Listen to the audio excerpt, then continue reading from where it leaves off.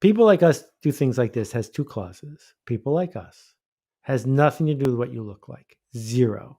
It is not about racism. It is not about the indoctrination of birth. People like us means you picked who the people like us are. And among that group that you picked, you are suggesting that what we do are these sorts of sacraments, ceremonies, and identities. People like us do things like this. And it's a blindingly obvious statement that is at the heart of every culture all the time.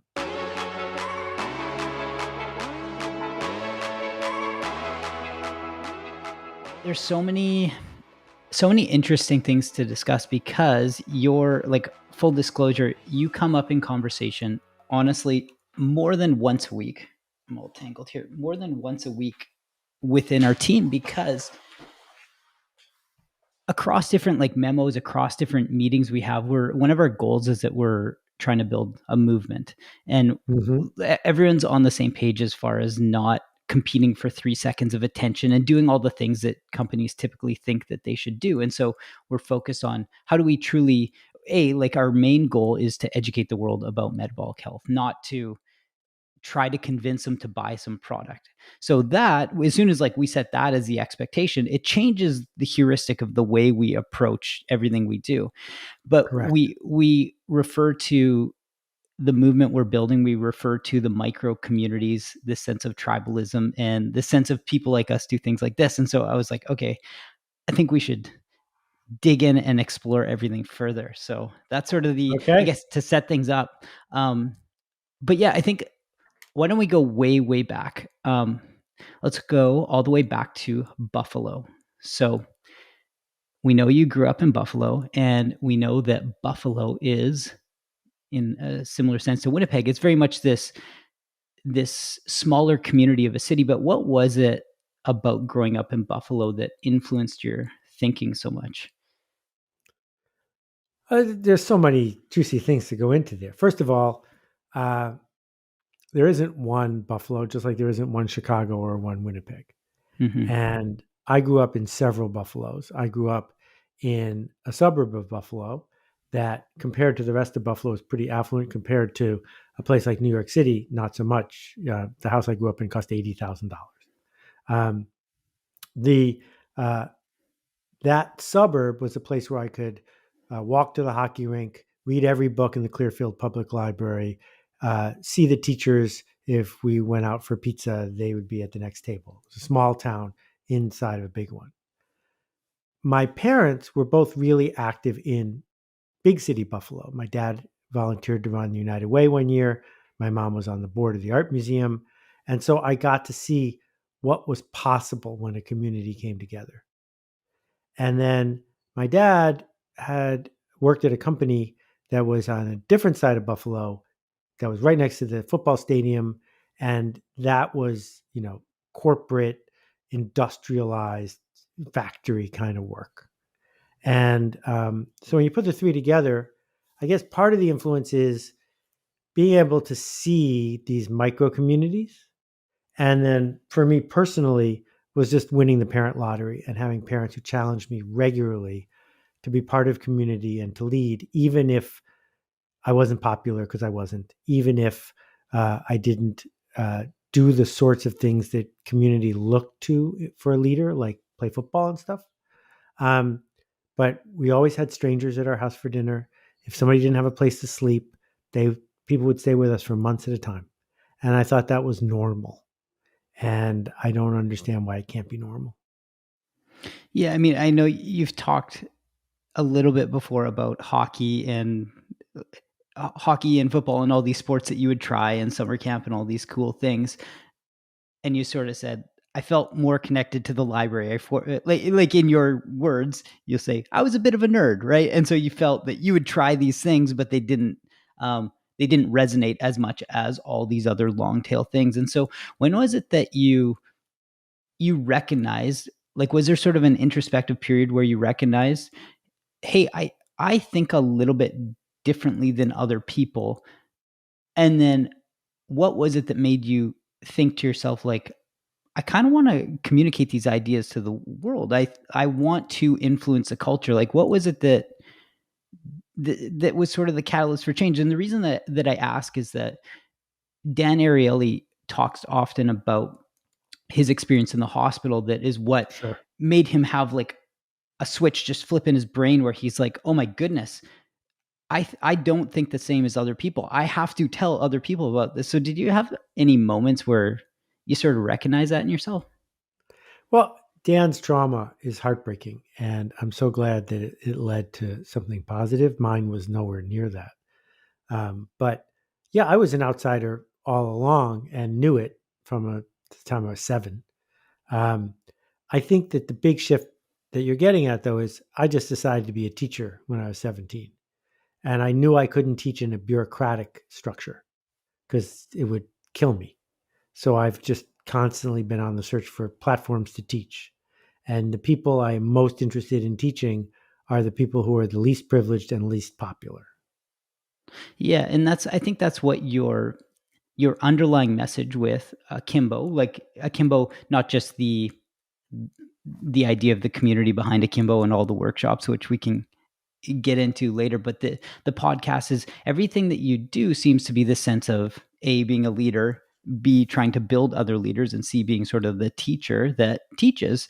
That's the byproduct of having a solo cast where you're like, I do this in the same way that you blog. You don't do it to interview people, you do it to express ideas and hopefully influence one person who influences one person who influences more and more and more. So yeah, it's such an interesting lens to think about communicating ideas from the perspective of teaching as opposed to pontification, if that makes sense. It does. Isn't it interesting that the interview podcast has taken off? Right? There's no interview blog, there's no interview novel, there's no interview book really. But the interview podcast has taken off because it gives the podcaster a way to somehow, not someone like you, but someone who's just mediocre at it, get off the hook because you're just as good as your guests. So you just book people and let them talk. And that is how radio evolved. And radio evolved that way because it's cheap. And I don't have any problem with interview podcasts. I listen to them all the time. But the best podcasts are either from, gifted interviewers like you or my friend Brian Koppelman, or they're from people like Roman Mars who have a thing to say. And I just don't want to turn on a podcast and hear two people sort of talking to each other about something that I'm not interested in. Yeah, or when I think maybe when conversations feel linear, the intimate part of being a fly on the wall to a conversation is that you feel like you're part of a conversation. You're listening to two people converse.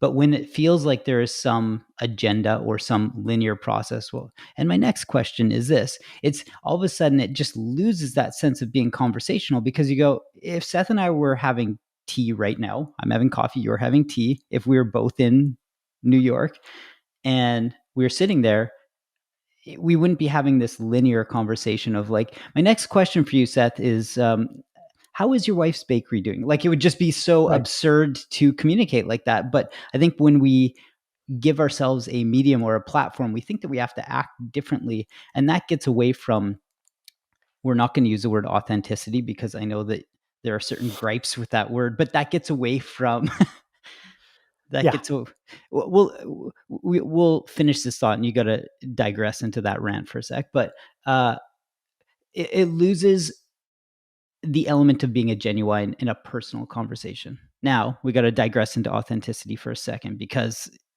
why not, So how right? many people on the team now where you work? 33. So that means that every day, 2 of the people on the team are having a bad day. Just do the math, right? And if I'm a customer or a vendor or a supplier and I'm interacting with one of those 2 people, I don't want them to be authentic. I don't want them to act like they're having a bad day. I want the best version of them. And if I go to see Keller Williams perform in concert, I don't want to see the true daily version of Keller. I want to see the best version of him. That's what I paid for. And if I'm flying, which will never happen, I don't think, on Delta, and the pilot's cranky because their spouse got in a fight with them. I don't want them to be authentic. I mean, go down the list. We don't want authenticity in anything except a certain sort of Twitter diva. That's the only place that we have room for it. Actors are actors. They are not there to tell us how they truly feel. They're there to perform. And as soon as you show up as a professional, you've given up the mantle of authenticity, and instead you must embrace consistency. Yeah, that's exactly it. And I know you've talked before about babies are authentic. They're their most authentic version of themselves, but the parents can't be authentic because their job is to actually act that Right. it's not that hard to the kids, right? You have to be patient, and being patient is not necessarily authentic when you might be a little upset if children are not listening. Something that is near and dear to my heart at this point in life. Um, let's jump into this idea of, well, let's go into Yo-Yo-Dine and Yahoo, right? Interesting period. A lot was happening in marketing, advertising, everything with email communication. And it was something that you saw firsthand. You were very much a part of this.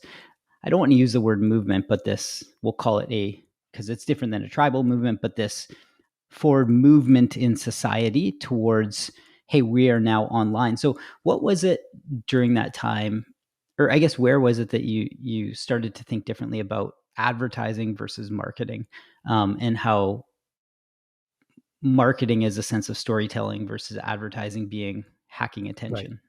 Okay, so those are two different questions. We'll answer the second question. I read the work of Jay Levinson in 1985, and he wrote a book called Guerrilla Marketing. And Guerrilla Marketing, he thought, was a book of tactics for how companies with no money could do things that felt like advertising. And I really internalized a lot of those messages. I had millions and millions of dollars to spend. I was a 24-year-old brand manager at Spinnaker launching books based on science fiction novels. And I just knew in my bones that the magazine ads in People magazine weren't going to work. They just weren't going to work. We didn't have enough money. We were the 240th biggest advertiser in America that year. And you have to be in the top 20 or it's not going to work.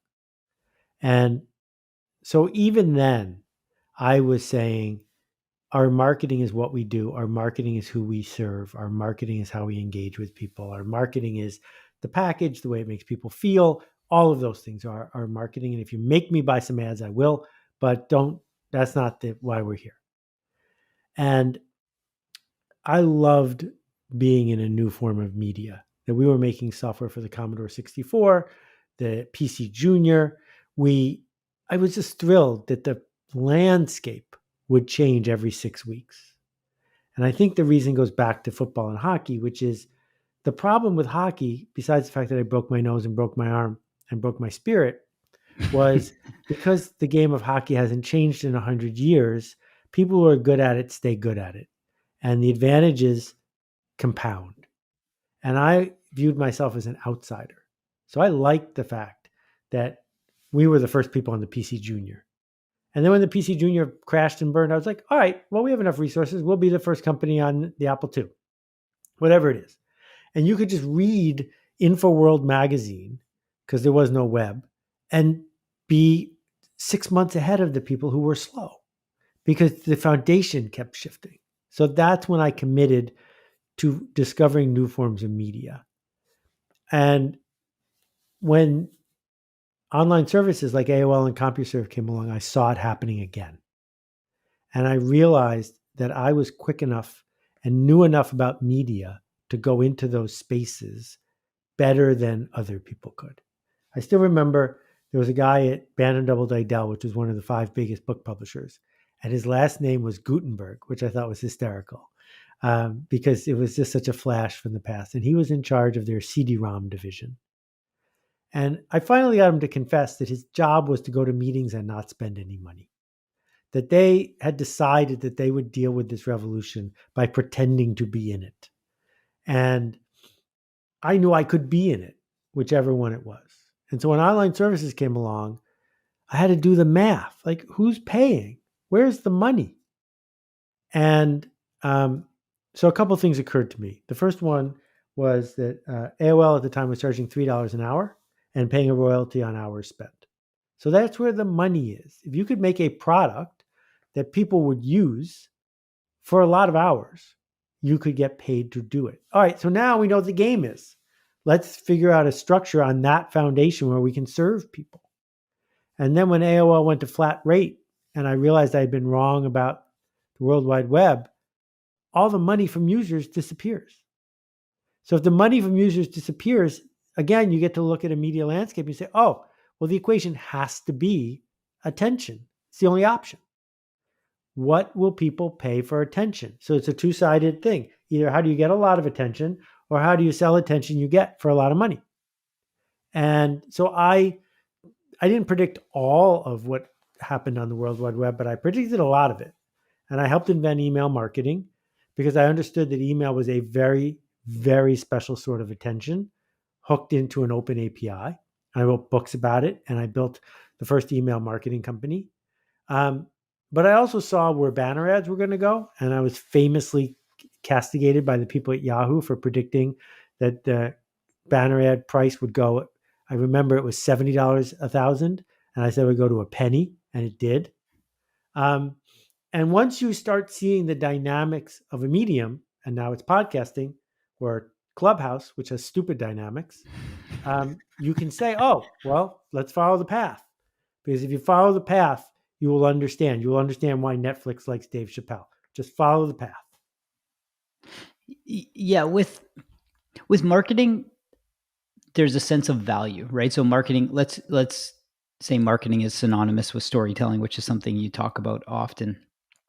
And advertising being hacking attention, to be colloquial about it. One creates a lot of value, right? So if you are storytelling and you are teaching, that being through marketing, and you do it effectively, that's very different than hacking attention. So what's your outlook as far as, like, does advertising create value? Not economic value, that's clear as day, but does it create intrinsic value for people, or is that sort of the dichotomy between the two, advertising and marketing? I don't think there's any doubt that advertising creates cultural value.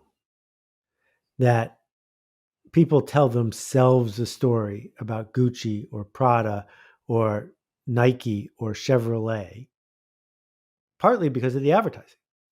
And that if you read a fashion magazine with no ads in it, it feels very sad. The advertising in certain spaces is a spice that adds energy to culture, given that we are used to it. When they start putting up billboards in national parks, we hate that because we're not used to being interrupted in that place. So the fascinating thing that happened when the web came along is the web wasn't invented for marketers, and every other medium was. So advertising was in its accepted boxes for 100 years. And then the web came along and there were no accepted boxes. So we got spam and popovers and pop unders and spying and cookie reading and things. And people don't like to be surprised, right? On the other hand, when they started putting when they started putting ads into the movies, which until last year was a bigger market than podcasting in total, people didn't like it at first because they said, hey, I paid $12 for this ticket. But the ads were pretty good. They were culturally appropriate. And so people got used to it. So I don't think there are many successful cultures that have banned advertising, but I know that advertisers should want there to be limits on advertising, because if there aren't, then all the ads become worthless. Yeah, and that's the point where things get to be uncomfortable, where people opt in, they put up their hand, they say, I'm willing to have my attention hacked, right? And then the second that they get it hacked too much, when it is not when they want, then they go, I don't like this advertising thing. So advertising, like, again, everyone's going to have a different outlook. My outlook is, hey, advertising can be cool if you have opted in and you put up your hand and you say, I would like to discover, as a sense of discovery, I'd like to discover new things. Let's say, hypothetically, it is pre-roll ads on a podcast, right? Sure. great sense of discovery. A company that somebody didn't know before, your favorite podcaster reads that out. There you go. It's sense of discovery, but you've opted into that. Where you don't like it is exactly what you said. It's pop-ups and it's all these things and spam email, and the list goes on and on. That gets back into this like whole different rant about data and privacy, which you have talked very deeply about. But I think that's where people have somewhat of a tension between advertising that they opt into and they want versus feeling like they are being overly targeted. And it gets to be a much deeper conversation. What's really interesting though is something that I think about often, and again, it's totally subjective. I think the most important thing that you have done from a concept standpoint is this: people like us do things like this. It's something that initially was harder to wrap my head around, right? Like, sure, I could read it, but to truly grasp it. And so when I understood it, it was like a light bulb clicked, and I was like, oh my goodness, I actually think this is one of the most important marketing concepts of like the past 50 years, right? It's something that when digging into it deeper, it seems like it started sort of with tribes, right? Like that is the foundation of when you wrote Tribes. Then you had the TED Talk, you talked about the tribes we lead. Then you actually wrote the blog post. It was like 2013, called People Like Us Do Things Like This. And it was still sort of, I think there was like the PDF along with it. And that was still sort of this underserved concept.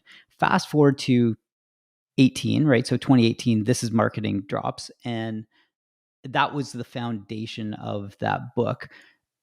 What's, I guess, sort of what's the outlook on that? And maybe we should frame it, frame exactly what People Like Us Do Things Like This is, but what's your outlook on that as it pertains to tribalism and community? I fear I don't have enough time to decode all of the things you just brought up, but thank you for such attention to detail. People Like Us Do Things Like This has two clauses. People like us has nothing to do with what you look like. Zero. It is not about racism. It is not about the indoctrination of birth. People like us means you picked who the people like us are. And among that group that you picked, you are suggesting that what we do are these sorts of sacraments, ceremonies, and identities. People like us do things like this. And it's a blindingly obvious statement that is at the heart of every culture all the time. You know, if we think back, the original first 40 years of the Christian church, you had to be an Orthodox Jew. That's one group of people who do a set of things. And then you had to do a whole second set of things. And you were one of a group of just a few thousand people.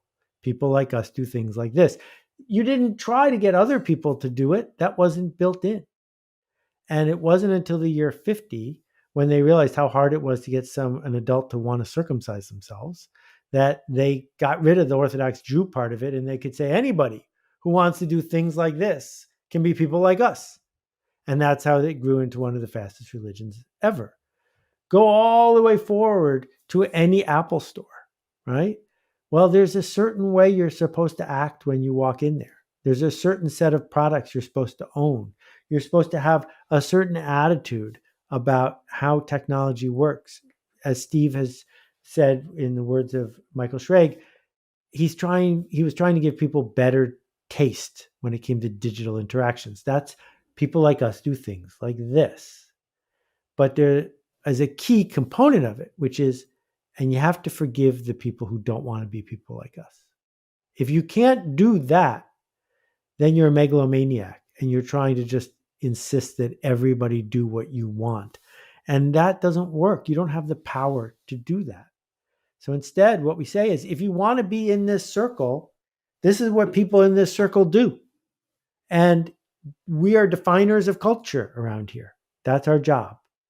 And this is what our culture is like around here. Yeah, it gets into the sense of signaling too, right? So signaling and perception. I can't remember exactly which podcast it was. It might have been 2 years ago that you had brought something up around signaling, and it might have been, call it 2 or 3 years ago. It might have been when This Is Marketing dropped, but the insight or the takeaway was, if you wear ripped jeans, right, and they happen to be to somebody who is not part of the people like us, they go, look at Seth in his ripped jeans. What's he like? Why doesn't he get new jeans? And to other people, they go, look at Seth's ripped Japanese denim or Levi's from 1962. Oh my goodness. Can you believe he's wearing that? People like us do things like this. Very different pockets and perceptions. And then the takeaway is, there actually isn't a right answer, because there are these long tail pockets where each community can serve itself. Like it's completely okay to not understand Seth's ripped jeans and to completely understand Seth's ripped jeans, and you find the others. It's such a neat concept to start thinking about groups this way. And the reason, there are so many, but one of the reasons why, particularly in North America, we're in so much cultural disarray is we have shifted in the last 10 years, partly due to the web, partly due to selfish demagogues. We have shifted from, there is one people like us that people aspire to be doing things like this with, to there are many. And when those groups brush up against each other, tolerance is the only valid response, because everyone is right. Everyone has their own noise in their head. If you're not bothering anybody else and you are not being manipulated, then your taste is your taste. And the fact that my cousin likes to hear live music that is so loud you must wear headphones in the theater, it's true. I can happily tell you I think he's an idiot, but he doesn't think he's an idiot. He is being his best self when he goes to these events, and he's entitled. Yeah, and it's, if you're part of, so if there's overlap in the Venn diagram, you're part of certain communities, because that's what community is or sorry, let's reframe. People are made up of a whole bunch of micro communities that they're a part of. And there's always going to be some overlap in the Venn diagram. But where you get the friction is when there are sometimes people from two different communities that don't have any overlap in the Venn diagram, that being interests or community or shared values. That's where the friction comes from. And that's where I think we, as a society, we have to respect other people's outlook. Say, it's entirely okay to listen to loud music. I choose not to do it. It's that we decide that we're going to make that our I own think that issues. there's a second source of the friction. And this is, there are people who define their status and define their affiliation by embracing a status quo that is under threat. And they have just decided that people who do not adhere to their indoctrinated vision of what it's supposed to be like around here, they've decided that's not okay. And traditionally, those have been people of privilege who are casting that blame on people who aren't. But there will be a backlash, and it will go in the other direction, where there will be people who newly have found a voice who will say, I cannot tolerate someone who doesn't have my voice not having my voice. And that's not as bad, but it's not good either. Yeah. And it gets into the idea of influencing the culture, right? So it's this, the culture is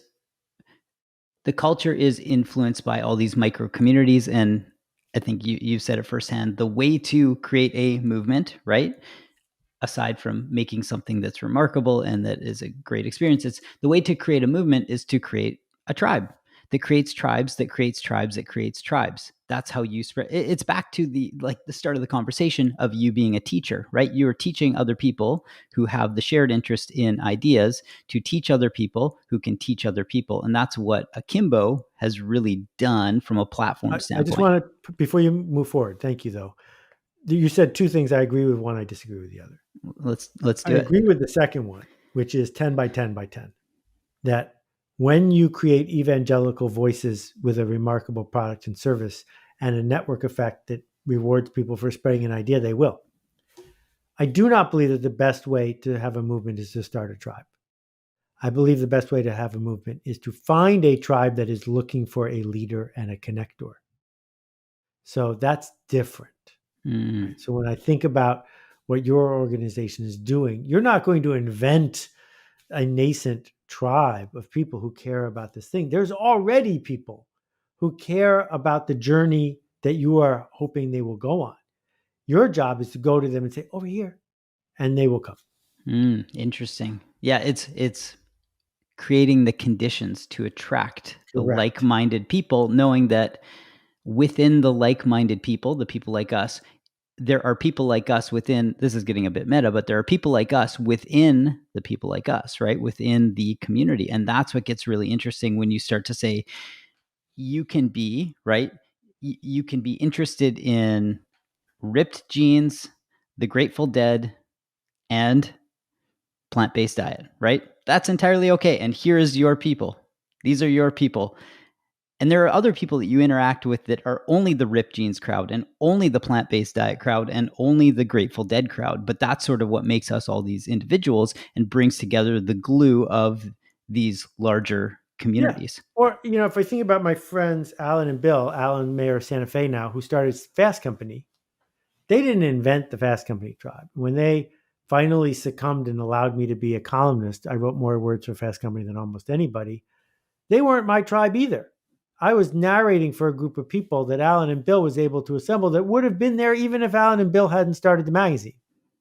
And that was a huge insight for me. So, when I did this book in the milk carton, there were only 5,000 copies originally sold.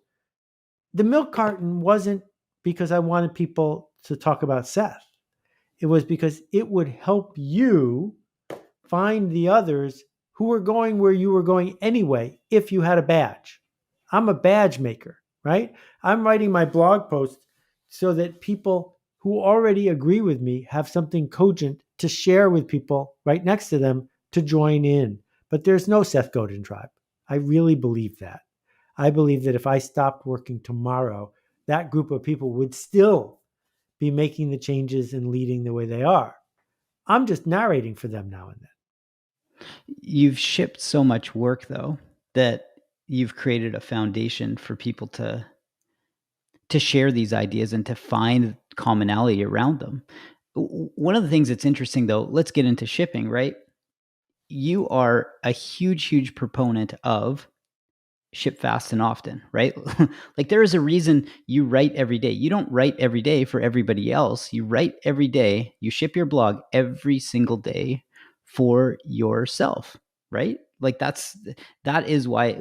Plus, you're teaching, but Yeah, I it's don't I don't think I'm doing it for myself. If I was really doing it for accountability. myself, I would do it in private. But is it not from I guess maybe reframe it from an accountability standpoint, right? Where you said I am shipping every day. If I'm going to do this work, I don't want to have to renegotiate with myself every day about whether I want to do this work. So I made one strategic decision 25 years ago about the change I seek to make. Now I have lots of tactical opportunities, right?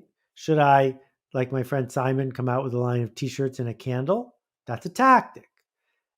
Love tactics. I could spend all day, as you've heard me, going on and on about tactics. But if I spend all day going on about tactics, I'm not fulfilling my strategy. So I just decided one of my tactics is there's going to be a blog post every day. And there'll be one tomorrow, not because it's the best one I ever wrote, but because it's tomorrow. And that practice is mine. But I do it because it serves my goal, my strategy, my long-term thing of how do I become a teacher? So then what is it about being comfortable shipping over and over and over again that when work is never perfect, right? Like you can never perfect a painting. An artist just cannot perfect a painting. You can't perfect a blog post. You can rewrite it 20 times over, but it's not going to ship. It's not going to ship itself. So what is the hesitation that people have when it comes to shipping work, whether it is creative, like whether it is art or whether it is tactical work, like actually shipping a product update? Why can't people wrap their heads around that? Well, the first rule of indoctrination is you're not supposed to know you've been indoctrinated. And we have been indoctrinated from a very young age to be cogs in the industrial system, to do what the teacher says, to do the minimum, because if we don't, the boss will take more, to try to avoid responsibility, and to look for authority so we can tell other people what to do. All of those things are baked in the culture from the time our kids are really little. And so when you say to people, anyone who wants, you can have a blog, they're free, almost no one builds one. When you say to people, anyone can have a podcast, but they're free, almost no one does, because it's not an assignment and because you're responsible. And the thing about this voluntary sort of leadership and publishing and creation is it flies in the face of all the things we were taught to do and not do. Do you think there's a sense of vulnerability with shipping work that isn't polished? Like you're sort of putting yourself out there, Well, the polished thing is so important to talk about. If you have a phone, it's defective. If you have a car, it's definitely defective. If you have software, there are bugs in it. Guaranteed. If you eat a food product, there are bugs in it. Guaranteed. Is it possible to make one that is truly polished to the level that no one could notice a flaw? Possibly. But all of us regularly buy stuff that's good enough, because the definition of good enough is it's good enough. That's a good thing. That's not an excuse. If you don't think it's good enough, change the spec to the point where good enough means what it's supposed to mean, which is it's good enough. That's the spec. So half my blog posts are below average. Every once in a while, I write one that really resonates with people. And I never, ever know in advance the difference between the two. No clue. So if I was waiting for one that was without defects, there'd be no blog. Yeah, you can't really get evolution without iteration. It's impossible. There's also a fine line though too, between shipping things that are functionally sound and shipping things that are good enough. So the great case study, was it the Pinto of the 70s that was a little bit, and by a little bit, I should say, very unethical to ship, right? When people knew that there were mechanical issues with the car that would blow up if it was rear-ended because it wasn't good enough. Yeah, and that's where you can't ship. But when you're talking about things that don't have a functional harm to others, to other people, right? There is no harm in a period being missing in a blog post. Or careful, be very careful here. All right, first of all, more and more, all of us have to be experts in public health. And one of the reasons that I could never be a professional in public health is this. If you approve, I don't know, a skin cream for athlete's foot, 1 out of 100,000 people who use it are going to be in the hospital with a horrible side effect. Is that good enough? What's the standard? Well, fortunately, we do have a standard.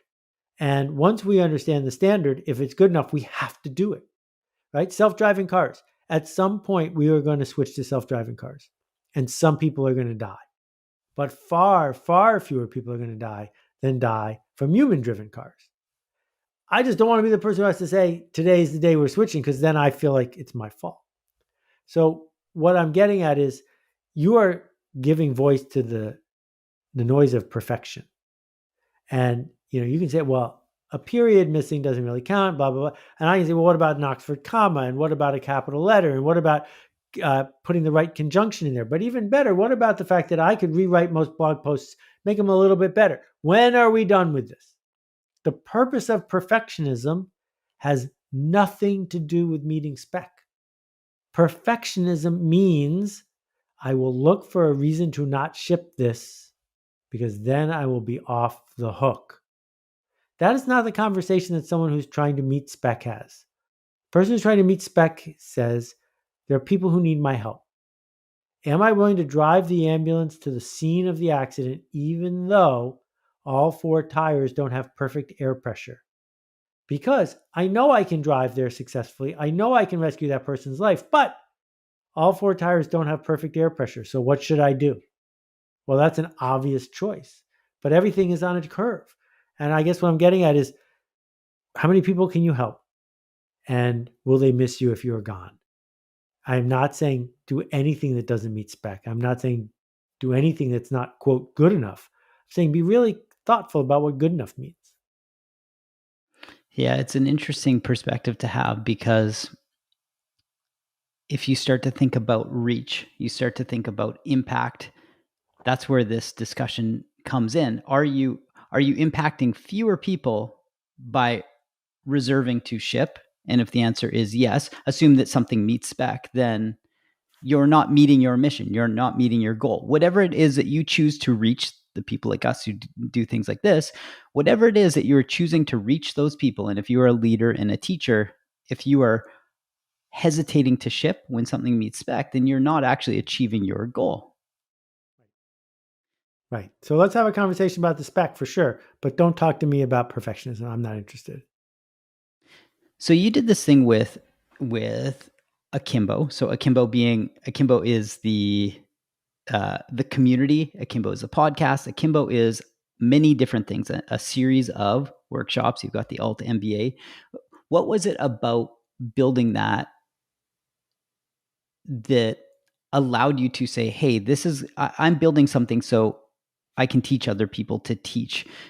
Maybe go a little bit into the Akimbo community and this idea of putting growth into the hands of the community. Okay, well, I'll start with the punchline, which is I don't own or run Akimbo anymore on purpose. It's a B Corp in the public interest run by really talented people. My workshops are still there because my point 6 years ago was, the medium is changing again. And I was the number one instructor on Skillshare. I was number one in my category in Udemy. I knew how to make video courses. I also knew that the typical video course had a 95% dropout rate. And the reason is because learning requires tension to get you from I don't know to I know. And when tension hits, people quit. So I said, if I was going to play with this medium the way I played with email and the way I played with the web, what would I do? And that, over the course of a week, led to me creating the Alt MBA. And then I worked with this woman, Wes, and the two of us brought it to the world. And it's now in its 50th or so session. It worked. It worked great.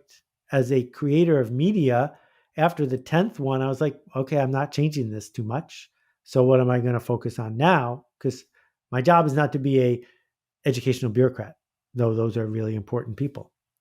And so I said, well, what new rules could I build about other kinds of workshops that maybe would cost a lot less and take less time? And that led to the creation of cohort-based learning. I don't think anyone was doing it before me, the way I did it anyway. And once it was working so well, I said, well, now I need to get lots of people doing cohort-based learning. It's a bigger thing than Seth as a teacher. And so part of it is, Wes went on to start Maven, and Candace has Disco, and it looks like Teachable and Udemy are going to start doing cohort-based learning. That's what I wanted. That's great. And I don't have to run anything. That's great too. It's probably a good place to end it there. We'll get one closer. We got to get a closer. We have to get Go Make a Ruckus for sure. But here we go. If you can only have one type of chocolate, which one are you going for? You mean brand or flavor? I'm going flavor because okay, let's go with flavor. Brand is too hard because for anybody who isn't aware, you're a huge proponent of bean to bar chocolate and all types of chocolate. So going brand is just way too difficult. That's like anchoring on your favorite musician. It's impossible. I hear you. Okay, so Halloween is around the corner. Don't eat cheap chocolate. Cheap chocolate is made by some of the poorest people on earth who are poorly treated. Cheap chocolate doesn't taste as good as you think it does. And cheap chocolate persists in maintaining really, really bad structures of colonial inequity. On the other hand, bean to bar chocolate made by craftspeople, whether they're in Ghana or Panama or Missouri, um, works directly with farmers, dramatically increasing the quality of their life, and will completely change your taste buds if you give it time. It is a hobby that deserves at least as much attention as some people spend on wine. So, with that said, cocoa beans aren't beans, they are seeds of a fruit, and the fruit grows in a pod that's about this big, and the pod is usually brown. It is not brown because chocolate is brown, it's unrelated to that. But 50 years ago, two people were walking through the jungle somewhere near Peru, Colombia, in South America, and they saw two trees that were extinct. And these trees had white cacao pods growing on them. And they're called porcelana trees. And they were gone because Nestle and Hershey wasn't paying anyone to grow good chocolate. And so bit by bit, they disappeared. And these two trees were found. And the magic of a cacao tree is you can graft it. So you don't have to start over. You can just take an existing tree and glue a branch onto it, and it starts growing a second kind of chocolate. Or you can just, you can just do all sorts of cool things. So anyway, porcelana is back. Porcelana chocolate. Look for 70, 75, 80%. Find it from someone who does it ethically. The people at Original Beans, the people at Soma, you can find it. Just look for porcelana chocolate. Don't start with that because you got to train your palate. But once you do, you'll be hooked. Amazing. Amazing. Well, truly, thank you. Thank you so much, Seth. Truly, always fun to chat. Always appreciate your perspective on everything. Well, I'm not going to let you off that easy. You, my friend, quietly behind the scenes make things better for a lot of people. You show up in ways that you don't have to. You show up with consistency and passion and an openness to possibility that is a model for me and for a lot of other people. That's why I said yes to this podcast. That's why I say yes whenever you ask me something. So thank you for the ruckus you make because it matters a lot. Thank you so much, Seth. Truly, thank you. I can't tell you how much I appreciate that. That really means a lot. Really means a lot.